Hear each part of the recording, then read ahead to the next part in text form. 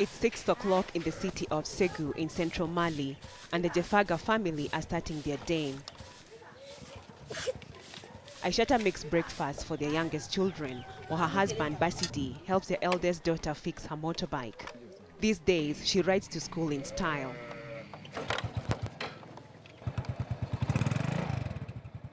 Life has been better for the family since 2006, when Basidi bought a motor rickshaw.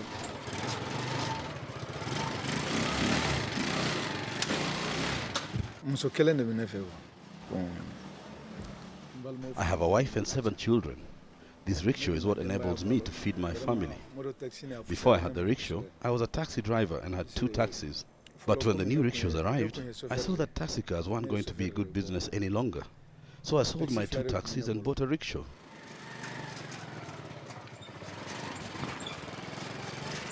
Basidi was one of the first drivers in Ségou to buy a motor rickshaw, and it paid off.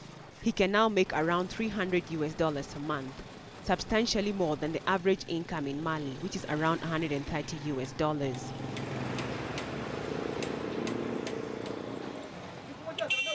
The rickshaws are a government initiative to create employment and improve transportation across the country. Mali's Minister for Transport introduced them in 2006 after a state visit to China, where motor rickshaws are widely used. Drivers could buy them from the government for over $2,000 and could pay them in weekly, monthly or quarterly payments over 20 months. Since then, the Chinese-made imports have created a whole new branch in Mali's transport industry, including stores specializing in rickshaw spare parts.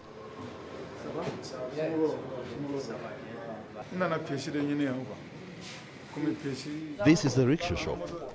I've come to buy spare parts. In this store, I can find almost all the spare parts needed for my rickshaw.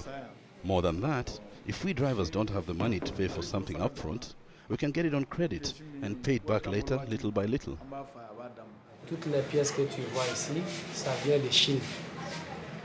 All the parts you see here come from China.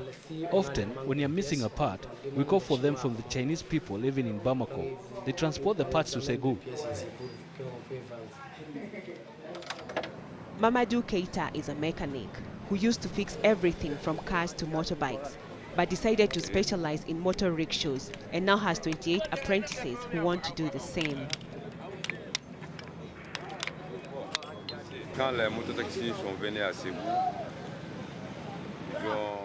When the motor rickshaws came to Ségou, people were looking for someone who could repair them, and they chose me. Anyway, since I've started working on rickshaws, I haven't had any problems fixing them. Before it was difficult to find the spare parts, but now we find them in the shops.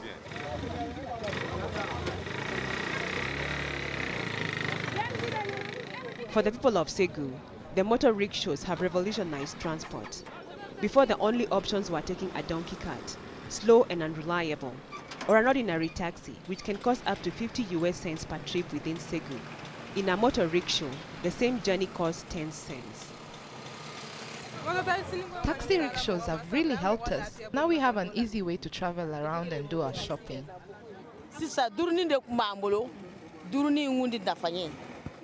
Before, it was really slow. People would have to queue and there was never space. People were always tired, but with the motor rickshaws, people are relaxed because you can travel when you please. It's great for the city.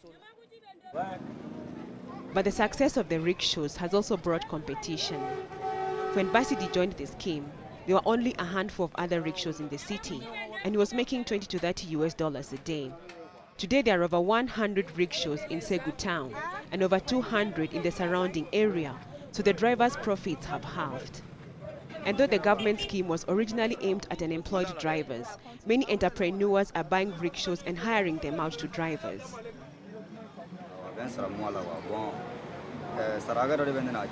Every day I give $10 to the owner of the taxi.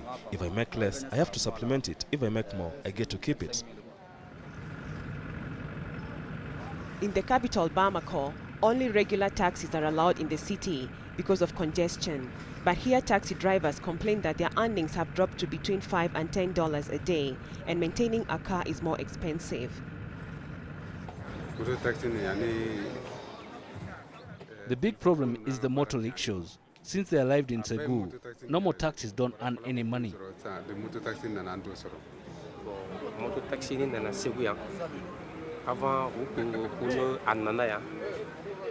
Before the motor rickshaws came into Segu, we were told that the rickshaws would only operate between the villages and Segu. They weren't supposed to come into the city. This is what we were told. But after they arrived, officials let them into the city.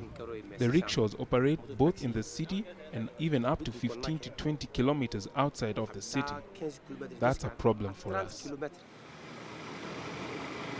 The lull in business has got entrepreneurial drivers like Basidi thinking about the next step.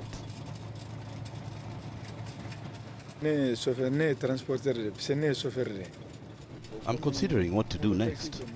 Because there are now so many motor rickshaws, the profitability is going down. I don't earn as much as I used to. If I get enough money, I'll buy another minibus to transport passengers. Or if I don't have that much money, I'll buy another motor rickshaw.